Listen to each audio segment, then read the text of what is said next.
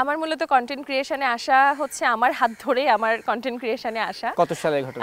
2019-এ এবং হচ্ছে আমি কিছু বিড়াল পালতাম এবং তাদেরকে নিয়ে হয় না যে আমরা লেজার টাইম পার করি বা হচ্ছে মানে অবসর সময় ওদেরকে নিয়ে একটু খুনসুটি করা, তো এই জিনিসগুলো একটা গৃহিণী যেটা করে ছবি তুলি আমরা পোস্ট করি, তো সেই থেকেই শখের বসে একটা পেজ খোলা, সেখানে ওদের ছবি ভিডিও আপলোড করা।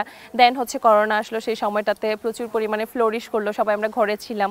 বেশিরভাগ কন্টেন্ট ক্রিয়েটর বাম্পার ফলন না করোনার সময় একদম হয়েছে। একদম একদম এটা আমাদের স্বীকার করতেই হবে, হয় না যে মন্দের ভালো একটা কথা আছে না, তো সেটাই মূলত আমাদের জন্য হয়েছিল।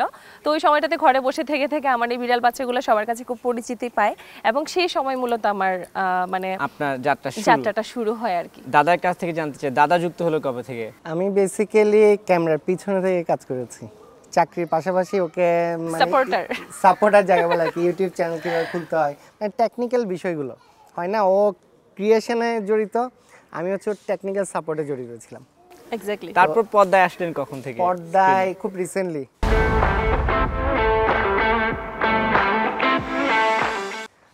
4-5 মাস হবে। ও রিকোয়েস্ট করলো যে আমার একটা মেল ক্যারেক্টারের দরকার। আচ্ছা।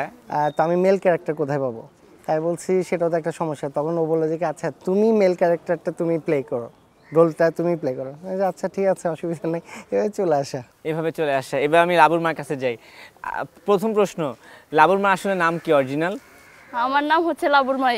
লাবুর মাই না, আরেক কিছু এটা তো আছে, সেটা কি বলা যাবে না আজকে? না, যে তো সবাই আমাকে লাবুর মা নামে চিনে, তো আমার নাম লাবুর মাই।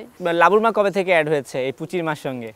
2 বছর তো হবেই না, আরো বেশি। 2 বছর হয়ে গেছে, কিন্তু মনে হয় যে একটু জনপ্রিয়তা বা লাবুর মাকে বেশি বেশি ইদানিং একটু মানুষ বেশি বেশি দেখছে। কেমন লাগে এই যে এখন যে মানুষজন আপনাকে চিনে বা এই যে পছন্দ করে? অনেক ভালো লাগে আমার। ভালো লাগে।